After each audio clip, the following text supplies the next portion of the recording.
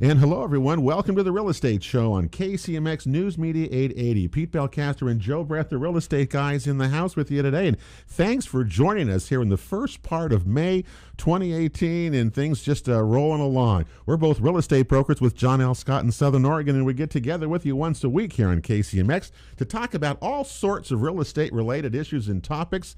Some 400 shows. It's a lot of them and a lot of topics, but we've never had, I don't think, Joe, a husband and wife team on who are involved in real estate, doing things and making some noise like we have today with Deidra Ripsom and Nick Ripsom, who are joining us here on the Real Estate Show today. And hey, thank you guys. It's great to have you. Thank you, Pete. Yeah? Great to be here. All right. Well, Deidra, tell me, you guys, first of all, you're SOU grads, and Joe and I spent, well, Joe's still at SOU, and I was 20-some years there. We love it. SOU, no matter... It changes people's lives, and that's why it's such a great place to be from. So you're from there, Deidra, but tell us how you guys got together and a little bit of story of, because you're both very successful in what you're doing, and we love success around here. Yeah? Thanks, Pete. Yeah, we met back in 2005. Okay. And then we both graduated from SOU in 2008. Yeah. But we met through a mutual friend. Nick did construction, and one of my dad's best friends also worked on the same crew and said, you need to meet my buddy's daughter. And so we kind of met that way. And that's how it started. And that's how it started, and yeah. we've been together ever since. Well, now, how did you get, I mean, we talk about, Joe, the average real estate person, is a 57-year-old white woman, is the average around the country, which is always an interesting stat. But how did you get interested in real estate, Deidra, in your life? Because usually, so for so many of us, real estate is a second career or third career. Sure. Well, I was going to school. I thought I was going to be a nurse because I like to take care of people and help people. And then when I met Nick and his family, they were kind of like, you could be a real estate agent. We think you'd be really good at it. I really hadn't had much exposure to that. And then with Nick doing construction, it just kind of lended itself to happen that way. She was stir crazy. I was stir crazy. We were living in California for a brief time while Nick was doing some rebuilds on some homes that had burnt down for insurance jobs. And so I wanted to go back to school or stay busy or do something. So he's like, you should do like something online. And so I started real estate school. So that's it started. Well, I think we did too. The same thing. So Nick, then how did you get into the construction world? Because we hear so much that there's no skill labor, not very much skilled labor around, that people have left. So someone had to teach you. How did you get into the construction trades? My dad was a general contractor when I was a kid, and so I grew up and get drugged to work with him and got to spend good quality time with my dad, just however we could, it really wasn't work. We were, hanging out with him and my brothers. And then when I moved to Oregon and started at SOU, I wanted to become an Oregon resident. So you had to have part-time school, part-time job. They had some different requirements to become, a resident and get in-state tuition. So me and my older brother had moved here together, and we both thought, well, construction's kind of what we knew. So we, luckily then, that was 2004, 2003. There was a lot of construction going on, and we kind of went out and just walked up on the job sites and asked for jobs, and just went out and just did it. Yeah, we both got hired in I think a couple days, and two different crews though. Yeah, and we stayed with those same guys all the way through college. So So are you finding that in your job now? So you have to hire people, right? So are you having a difficult time doing that, or tell us how that's going for your business that you're doing? Yeah, I feel for that. Whereas kind of it's hard to find. I feel it's hard to find good quality people sometimes. I've actually been super fortunate, and I've got to work with some amazing people over the years that have helped me do amazing things, and I feel very, very gifted to have had that opportunity. I've got to just meet some incredible human beings, and young and older, and there are, like, as much as they say it's hard to find, there's a big quality based people in the construction world.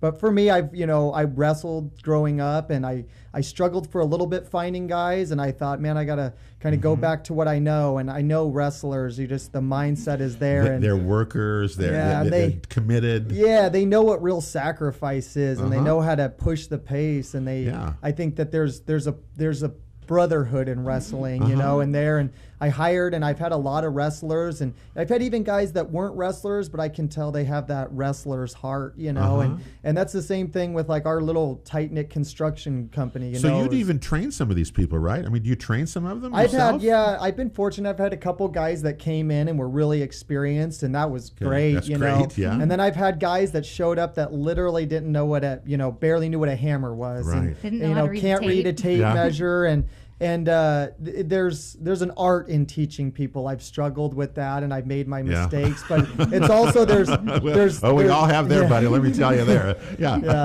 There's a beauty in watching someone learn and watching them get to be a part of that. You know, building a house is what we do. We frame houses currently, and we'll show up on a Monday, and there'll be a foundation there, and we could leave on Friday, and there's a whole house there, and that could stand there the rest of these young men's lives, and they get to look at that and feel like that you created something with your hands in a group. And I've always tried to push to those guys that even if a guy helped me on one house, or I've had guys that have probably helped me on 50 houses, I want them to know that we did that together, and there is that brotherhood there. Well, I love your approach, Nick. I mean, I love hearing what you're saying. That you're teaching, helping, and what you're really creating is a tremendous value for your clients, because you have this group together that's steady and a team, and I've not even heard of that before, but I love hearing that. That makes a whole lot of sense to me. It's given me a lot. I mean, as much as it's I've had those relationships. They mean a lot. Good for you. Deidra, tell me about the market that you're seeing, and then we'll ask Nick the same thing. Of course, in the real estate market, as we know, there's a lot of activity going on. My goodness, John L. Scott's a busy place. Agents. It is. I think they had the most transactions this month or something, like ever. 307 open transactions. 300. That's amazing. It's been really busy, and it seems like spring market's kind of in full effect. People are looking to list their homes and make the transition, make the move before the summer market is here. So I know I'm out there busy showing listings. The lack of inventory is still kind of plaguing the market. So is it changing? I mean, we've tracked it so much, that inventory seems to be coming back. It's May. I mean, if it's not going to come back, if it doesn't come back like now, I don't think we're going to. It's consistent. I feel like for all my clients, we're normally having new homes hit the market that we're able to go take a look at, and they're just having to make a decision on the spot. Is that something I'm willing to consider? And put the offer in and see if it goes somewhere, or not, because they're not really going to be able to go out and look at 10, 15, all these houses. I mean, there's just not that kind of selection out there. So I'm hopeful for more inventory, people listing their homes and kind of helping us recover a little. Tell me about the buyers you're seeing that you're dealing with. Are they local people? Or are they out-of-state people? Mix? Or kind of who's out there looking at all these places that we see? A lot of my business is repeat and referral. Okay. So most of my clients that are entering the market right now are having me sell a home maybe I previously sold to them, and listing and moving forward and move up buying. And so you're dealing with those who are moving up, and those who are downsizing, like me, trying to get out, right? That's true. I showed your house. I know you showed my house. And those folks, for example, I mean, they're out of state, but they relocated here on a job. So, I mean, I do have that part of my business as well. But Deidra, I'm waiting for that offer, by the way. I didn't get that offer, Pete, Joe. Well, my folks are really hoping to end up in Ashland originally, and then they've kind of branched out because they realized the inventory just wasn't there. It wasn't meeting what they were Tell wanting. me what you see. Tell me about from the seller's perspective now, because my goal is not to be a crazy seller. I want to make sure I don't go crazy as I sell my house. No, I'm talking to me. I'm the one. Yeah. But when you talk to sellers today, and pricing, that's always such a sensitive thing. Tell me what you kind of tell them at that point. Yeah, pricing is big. I mean, I really rely on my CMA and pulling a good CMA. CMA is current market analysis of their home. Yeah, just to get a feel for what's selling, because we can price it at any price, but do they want to sell it? And so we really have to look at what has sold for them and really where those prices are, because I feel like with the lack of inventory, sellers and us listing agents on that side are pushing the price. But we have to be conscientious of what a buyer is willing to pay. Absolutely, and it has to appraise also at that thing. And I know Jim Remley had a great line about listing your house. He says, well, you can list your house or you can sell your house. And I thought that was a really big difference. I was there for that. Yeah, you were there. You can just list it and it can sit there. Or you can list it basically to sell it, and it will sell. I mean, they're basically within that 30-day range if it's priced right. Still, right? You think? And I think, and he was talking about also like fish where the fish are. So there's the different price ranges, and we kind of harp on that a lot. But looking and seeing where the buyers are actually actively purchasing and not pricing ourselves out of a price band where maybe the market's not moving so quickly. Well, that's really true. And if you look at the latest market snapshot from John L. Scott, I know you've got the one from Jackson County. I do. This is why it's so important. This is why I lowered my price. Because, and this is, you guys think if I'm crazy on this one, okay? For instance, in Ashland, this is what the month supply, the inventory, okay? The month supply of inventory that's out there.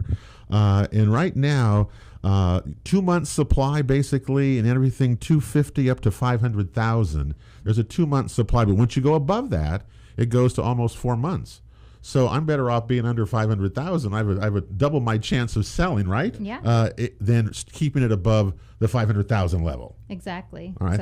So I did do that right. So that was good. Okay. What do you see on the Jackson County one? Is any of that stand out there, Deidra, that people need to know that are really important? Kind of a similar effect there, I feel like. If you're underneath 500,000, then you have a 1 to 2 month supply, pretty much. So it's a lot more of a seller's market at that point. So, really trying to focus in on that. So if you're thinking about selling your home and you're saying like, well, maybe I want to try to get 525. Well, you go to 525 and all of a sudden there's 5 months of supply, and it's practically a buyer's market. There's a lot more selection out there. Joe, that's what changes it so much. Yeah, that threshold is really important, and to know what the pricing climate is, and to be within where you're going to be, accessible to the buyer. And part of the problem has been that we sit here and tell you all the time it's a seller's market, and it is in some areas, but it's not in others, and it's not certain towns. That's true. I mean, we've talked about new construction, and Nick said, we talk about new construction. Where's it taking place? I asked, do you remember that? You were surprised. Well, Eagle Point, White City, East Eagle Medford. Point, Geez, surprised there, huh? Yeah. And it's still happening there. Yeah. Well, anyway. And the White City inventory, the new inventory, is the only inventory out there. If you're looking in that 175 and under range, you better look for multiple offers. You better be ready to go. And it is really hard for first-time buyers and people trying to get into the home buying market. Boy, the game has changed in the last year, and the interest rates are creeping up again. That really changes your buying power. And if you've got the wherewithal and got the notion, you need to get in the game. And they haven't gone up much, but they are kind of that slow creep, isn't it? It reminds me of property taxes. It's got that 3% creep that's kind of slowly moving its way up there, and it just kind of doesn't go away. But we'll see. We got a break coming up here. We're with Nick and Deidra Ripsom here on the Real Estate Show today, and KCMX. We got a break coming up. When we come back, we're going to continue. What's going on in the construction trade? New homes, and what are you doing? Prices are going up for materials and all that kind of thing. There's just a whole lot to talk about, so don't you dare go away. Don't forget you can check out any of our past shows at realestateshowOregon.com. We're coming right back to KCMX right after this. And welcome back to the Real Estate Show on KCMX. Pete Belcastro and Joe Brett, the real estate guys, are with you here today. And those SOMLS stats ought to be coming out this week, and so we'll get you the latest information on that. But no matter what we're saying, really across the board, there's just a lot of activity. Today here on the show, Deidra Ripsom and Nick Ripsom, husband and wife team. Deidre's a real estate broker with John L. Scott, and I see her every Tuesday morning bright and early on those meetings, don't we? We sure do. We learn information. We learn a lot about the market and what's going on, and that really helps clients. Don't you think? I mean, and it's huge for me in my business, like the haves and want section that we have, and finding out about upcoming listings and before they hit the market, and try to help a buyer out in a low inventory market. It's amazing to watch how it's changed. You said that you both got in it in 2008, right? In 2010 for me, but 2008 for Nick. Which was not. We became brokers in 2000. Joe and I became brokers in 2007. So I was at the bottom of when the crash began, and so. I think that when you go through that, and the fact that we all survived and are still here talking about it, doesn't that make you better for the future? Most definitely. Does it prepare you better? Doesn't it? Don't you think that's true? Yeah, and from what I can experience, is I feel like it prepares you better for the future, and then it also, I hate to say this, but I could do that again, and I think that you could weather it again. Yeah, it's like people who, maybe lived through the Great Depression. Right. They wouldn't want to, but they could do it again. And I feel like that part is a pride that I hold, that I, like I say, I wouldn't want to, but I know I could survive again. You know? That's and we all could. And remember when we started our show, 430 some shows ago back in 2009, most of the sales, I remember looking at those MLS stats, most of the sales were short sales and foreclosures, and FHA loans were the number one loaning that time. And if it wasn't for USDA loans, I think Roseburg and Grants Pass and Klamath Falls would have just filtered away because they were the only loans that people could get in those days. How far we've come! Yeah, and now we're in the middle of this. Tell me the pressure on obviously on buyers and sellers is immense in there. As you negotiate, are you having difficulty there? Or buyers holding up with their prices, or kind of what's your feeling on that, Deidra, in that area? Yeah, I feel like buyers are willing to get the house. They're willing to give the seller what they want, but I feel like there's kind of a stronger renegotiation that happens on inspections, or a low appraisal comes in and we're having to go back to the drawing board. So I think that there's some challenges there as the market's going up. Should buyers expect to have the house from the seller move in ready so they can come into it? That's my experience lately, is that the buyers really want the place to be fixed. They're going to pay the price. They want it fixed. They want it about as perfect as you can get. Is that right? Will you see? I'm feeling that from buyers, and then I'm also feeling a little bit of like the recourse from that is that sellers are wanting to sell and they feel like they got their price, and they're kind of putting their foot down saying, well, I don't want to do anything. Right. And they feel like maybe the buyer gave them that price so they could renegotiate, and that's kind of a sticking point that I run into sometimes in this market. Well, and negotiations sometimes can go sideways. And that's why you got to have a good broker with you that looks out for your interests of the buyer or the seller, and that's really true. Well, I wonder where we're going to go next. What do you think's going to happen? I mean, you've been around here. You've seen go up and down. I think it's going to continue pretty well during May. I don't think any of these stats that we see here are going to slow down. I'm not predicting anything. The question is there going to be enough inventory to cover the demand? Because there simply is that, and how high are prices going to rise? And that's the other concern we have, right? I don't know where that's going to go. And the people coming in, there's a lot of that. So Nick, you're building. I mean, you've seen a lot of going on. Obviously, you frame. Is that? Tell me what you do with that exactly. So when I got out of school, we were kind of young. In 2008, your guy couldn't be picky. You took what you could get then. You didn't go and say, "Oh, I'm going to go build custom homes."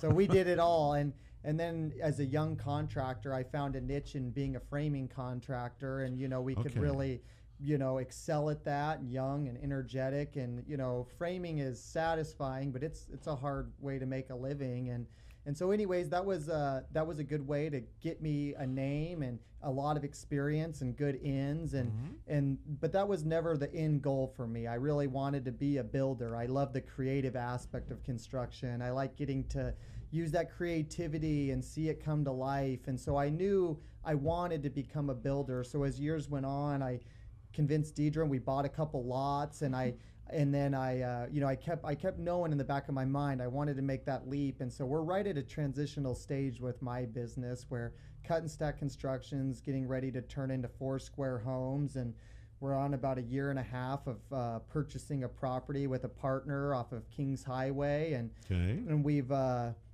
purchased the property, and we got it all, surveyed and through the city, and permits and engineering, and we've done all the underground work, and Jimmy Copeland did that for us. You did all that stuff. It's been a marathon. We're getting ready to submit for final plat. So once we get that, we'll be.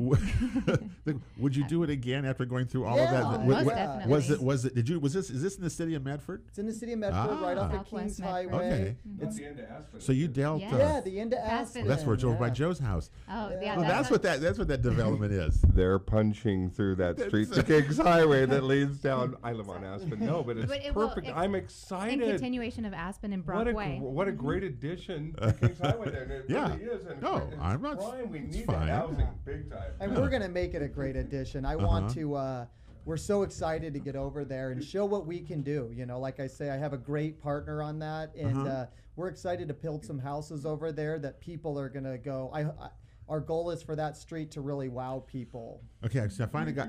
Okay, Yeah. all right. So I get to ask Nick now the famous questions that I always ask Brad Bennington all the time. Okay, you're going to build. You're going to do a development. Okay, it's a small one. I understand that. Yeah. What kind of houses are you putting in this thing? Because I've been complaining that builders are building things that everybody's building the same thing. The same thing. Okay. So tell me what you, because you're a millennial guy. I mean, you both are millennials. I'm so curious as to what you think of that. I guess the number one thing I would say that I want to build is a quality house. Okay. And that's the biggest thing for me is I've always been a competitive guy and I want to be, the fastest framer, but at the end of the day, I just want to build a house that I'm proud of. Okay. And as far as what we're going to build, I really enjoy that like craftsman kind of look. So I think we're going to go with a craftsman style. And then a lot of that's up to Deidra. She's really good at, that's where we are kind of finally mixing our two worlds where Right. I like that creative aspect of building the homes, but she knows what people are after, Which is the traditional thing that you're probably, I've heard you talk about it, but people want the 3-2, the single story, the 1,500 to 1,700 square foot. So okay. So Deidra, I mean, you're a young person too. So you're saying that's what the demand is. That's why they're building these because that really is what it is. And we're talking about we have a 4-bedroom plan also to incorporate into that because there's sometimes not a lot of that in the new construction at the price point we're trying to achieve. Okay, all right. That's really the big factor. And tell me about the price point because that's also another thing that because these go up, are they affordable? Okay, so tell me what you're doing with that. We're hoping to. So we have 21 houses that are going to go in that property. And really, like nothing's set in stone or permanent yet because we're still waiting on the final and everything. But I think when I look at the stats too for Jackson County, I mean, we're really looking to kind of stay right around or under the 350 marker. Okay, that is an affordable price. Affordable pricing to meet the demand that's out there. Okay. So we would really, I mean, we just did a house in West Medford to spec ourselves and put it up for sale. And even though it was priced at that, lower threes, it had the feel, I feel like, for me being in the construction of more like what you might typically see a house in East Medford selling for 4. I don't want it just because it's in the lower threes to, it has that, that's I guess where that quality aspect comes in. That to me, I would rather price the house to where, she's like, for her, she's like, well, we got to price it to where it'll sell. But for me, I want to build something that people really will go, like that I could live in and people are proud to call their house. Now, did you design these yourself too? We've been going through the design stage. He has a bunch of great ideas when it comes to design. He's framed a lot of houses for a lot of people. Because you've been to frame. So, that's okay. So that's where that comes from. Because you frame so many. The nooks, the crannies that might go there. And our partner, he's built hundreds of houses, I bet, at this point, and he's actually extremely creative. He's probably the best I've ever worked with at visualizing and being creative. So we're very lucky to have kind of. But Mark Wickman with Vision Homes. Oh, okay. Yeah, he's a great guy, and he's always been great to me. He's been a good friend, and for this subdivision, we're lucky to have him because he's a good guy to bounce ideas off of, and he's extremely creative. But you're going to build 21 homes, right, in this area that you guys started up yourself. Mostly 3 and 2s, though, is what you're saying right now. We have good lot sizes, though. I understand, but you see, this is the thing, but I understand why you do that. That's what people want. That's the demand, supply and demand. I'm still waiting for somebody to come through one of these days and put up a mixed neighborhood of different types of things. And a new construction company with their first project going out there, they've got to build what the market's going to buy I know. to sustain I understand themselves. That. No, I understand you that. Can't have everybody fix your little problem here. But the industry, I think the industry, Nick is aware of that and they're just reestablishing themselves, and these new companies are coming on. I think that's great for the industry, and I think we'll get to where you want to go. And I think the demand will take us there eventually. And I think you're right too, but I think it also comes down to who a lot of your clients are. Deidra, I would bet that you have a lot of families, younger people who are a lot of your clients, whereas and they want those 3 and 2s, and that's the demand that you get. Yeah. I'm in another world. I swear. Further down the road. I deal with people trying to leave where they're at and try to go to something else, want something smaller, don't necessarily want to go to a manufactured home park or go into an independent living place, but want a small homes. And that's what we talk about. And that's what's not out there. But it's because I think it's by what you see and what you experience with your clients that we come up with these thoughts of why we say things the way we do. We're also seeing the urban areas address their pressure for home issue with smaller homes. They're building tiny homes. They're changing their ordinances. Yeah. They're changing the ways that they can accommodate that. And that's because of the pressure of a big metropolitan area. We're still got to live within our and grow within our means, I think. It's less like Ashland's, tiny house ordinance, the small home ordinance thing. No one's done it yet. Until they do, it'll still just be the way it is, and we just continue along our merry way. But the demand is there, and I'm saying you guys are absolutely doing it right, and you're doing what the market says. This is a supply and demand market. We've been saying that since day one about this thing. And that's what people want. And it's interesting, isn't it? Because we all have different views of it. That's what makes, I think, real estate dynamic, because just everybody has a different view, different opinion. Yeah. I like that, don't you think? I think it gets better as we get older. I don't know if that's true or not. Anyway, what? Well, it makes for a good discussion. At least we're talking about it. That's the thing. We got one more segment to go on the Real Estate Show. We're with Nick and Deidra Ripsom. It's been really fun listening to you guys and your perspective of all this thing. We got one more segment to go, so don't you dare go away. Don't forget you can check out any of our past shows at realestateshowOregon.com. They're all there waiting for you to watch them. We're coming right back to KCMX after this. And welcome back to the Real Estate Show here on KCMX News Media 880. Pete and Joe, the real estate guys, with you here today. And thanks for joining us. Next week, the Rogue Valley Association of Realtors program will be on, back to permitting and all that goes with it in permits. And I think the best one of all is that, remember, when you don't, in permits, you want to convert that garage, you better get a permit, because you're going to pay for it later if you don't, right? Even if you own a property that has some work that wasn't permitted, it's easy to bring it up to snuff. The City of Medford Building Department. And May is Building Safety Month. Yes. The City of Medford has some great incentives on permits and things like that, and discounts that you can take advantage of during the month of May. Go to the City of Medford's website, to the building department, and they've got some really good stuff I was in conjunction with that. For any pool barriers, all kinds of things that you might, even if you already own your property. I thought they ought to have a drawing for a systems development free charge or something for somebody. Now, that would be worth really. That would be worth. I haven't seen that. That'd be worth going and getting. I haven't seen the memo on that. I know. Anyway, today on the show we're with Deidra Ripsom, who's a real estate broker with John L Scott, and her husband Nick Ripsom as well, who's a contractor, owns a business called Cut and Stack Construction. We've been hearing their perspective and their insights on the real estate market, and it's great to hear you, because again, you're millennials, and we always talk about your age group, is actually out. Really, you guys are like outdoing us. Older than you think. No, you're millennials to us. No, you're millennials to us. I don't feel that young. Yeah, well, not in this business. You age quickly. But anyway, we've been hearing that what they've been doing is a successful started together from SOU grads, which we always love to have SOU grads with us here. Successful, started your businesses, and here you are, quite successful 10 years later, still going and now doing your first development. We're trying to be successful. No, you are successful. Don't cut yourself short, you guys, because you're doing really well. No, Nick is good at that. He's great. Like an entrepreneur. He's taken us there. And I love entrepreneurship, and it's one of the coolest things that we can do, because you do it yourself. Yeah. And as you know, when you do it yourself, you've created wealth for yourself by buying property. That's what we tell our listeners who know that. The average renter has a wealth generated of about $6,000, and the average person who owns a home is a wealth generated of $245,000. That's a big difference. So, be a homeowner. Those kinds of things. Nick, in your business, I just want to say, as you go through this and you guys do your development out there, so just tell us, when's it going to be? When are you going to start it? When, so people would see it as drive by? When are you going to?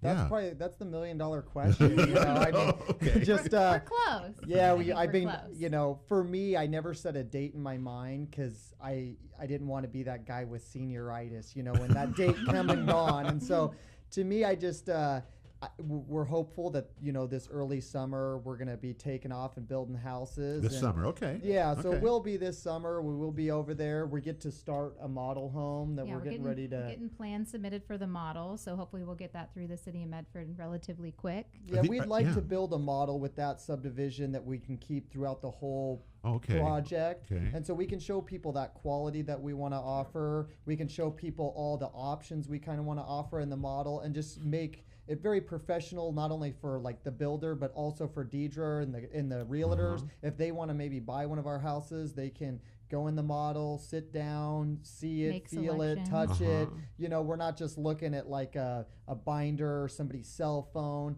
I would like to create that professional look with the model, and I think that that's going to let our buyer have that sense of what their house is going to look like. I know a lot of times for someone it's hard to visualize when you're not familiar with the construction process and you just see all these boards there or a big mess or just a framed house or and so someone can see that, but they can see what their house is going to be in the end, and with that model, I think that that's going to kind of keep us on track and make the whole thing a little more professional. Is the new construction world, is it real competitive like we are in the regular housing market in terms of demand and pricing? Are you getting demand for that kind of thing? What is that like? I feel like the pre-solds is kind of the pressure, because we sometimes like to build houses on spec, so then we get to kind of like bounce ideas off of each other and build a product that, maybe our clients wouldn't have picked that option, but then hopefully in the end they all love it when they walk through it when it's done.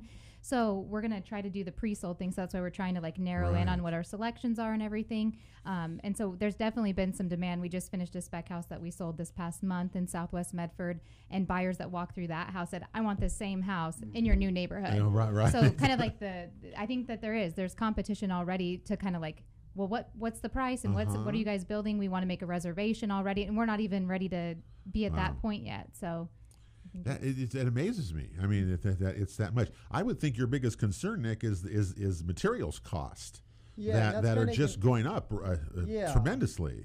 Yeah, we just being in the business now for a decade, I have great relationships with different vendors and lumber companies and unfortunately, like for the real estate side of things for you guys, I think that's just where the house price goes up, and so in the end the builder, you have to offset those costs and so for us, if the plumbing goes up or the fixtures go up, well, unfortunately then the price of the house kind of follows suit, and so for us, I'd like to build a house that people, what Deidra, where we can fit in that price point. But, the bigger thing is it's so competitive right now out there, and there's so much construction that it's getting the good subs, and getting a quality plumber and finding a quality roofer. And so for us, that's kind of, I've laid the groundwork for this for, year and a half now and kind of tried to build my team, and kind of have them on standby, a good drywall guy, and I've been really fortunate I've got a guy, Jake, that's been with me for years, and I'm really glad that he's going to get to be a part of that with me. And I was able to recruit my dad out of retirement of construction, and he's going to be a part of that with us. But it's competitive not only from the buying the materials aspect, but just also finding good qualified professionals. There's a lot going on. Yeah, well, basically you've done is like you're rolling the dice, right? You're taking the dice and you're rolling them, and here you go, and you got a plan, and you got it. It'll be successful for you. Deidra, what about the real estate side here? For you, I mean, it's busy.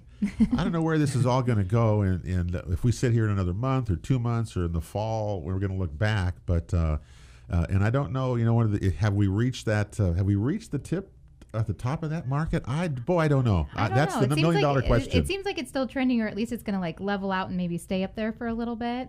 I sure hope so. I think we're thinking. For me, and I don't know because I think so too. I live with a realtor, but I'm just to me, I know that kind of is always the real estate mindset where people go, what's it going to be or where's this? Yeah, where's it going? For me, I know like even with saying doing the development, if I worried about everything I had like that, I feel like I wouldn't be productive as much. And so for me, I've had those times in life, and I just narrowly focus and just go, I'm going to do the best I can every day. Yeah. And at the end of the day, the outcome is the outcome. And so for me, like with where you say like you roll the dice or that, I think that if you do the best you can day in and day out, like what gets a person through the recession or gets a person through the good times, you can't focus so much on the future, you're kind of lose sight of today. You know? Absolutely. At first for my business. Yeah. Well, I agree with that. So Cut and Stack Construction, is that how to get a hold of you? Right. Yeah, currently, and we are turning into 4 Square Homes. 4 Square so Homes. that subdivision will all be built under 4 Square Homes. 4 Square Homes. So Deidra, how can someone get a hold of you if they want to talk to you? Because you got good information and she's a great broker. So how can they find you? Thank you, Pete. I'm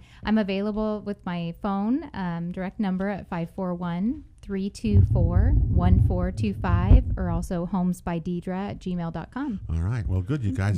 My grandson and I are already riding our bikes on that nice new blacktop you guys have laid down. So a lot of people have been enjoying it. We'll see y'all down there this summer. We'll be riding by. Yeah, that's he's been wondering who's going to be building down there since I first heard about it. He's been. I know you were. Oh, really? And today you found out. 20 years ago, Aspen Street didn't go through to Columbus, nor even close to Kings Highway. Yeah. That's progress. That's a good thing. Yeah. Well, Deidra and Nick, good luck to you. Thank you. Maybe we'll do it again and check in with you as this project goes along. Hey, that's going to do it for the Real Estate Show here today. For Pete and Joe, thanks for joining us, everyone. Don't forget realestateshoworegon.com. We'll check them out there. In the meantime, God bless you all. We'll see you next Saturday right back here on the Real Estate Show.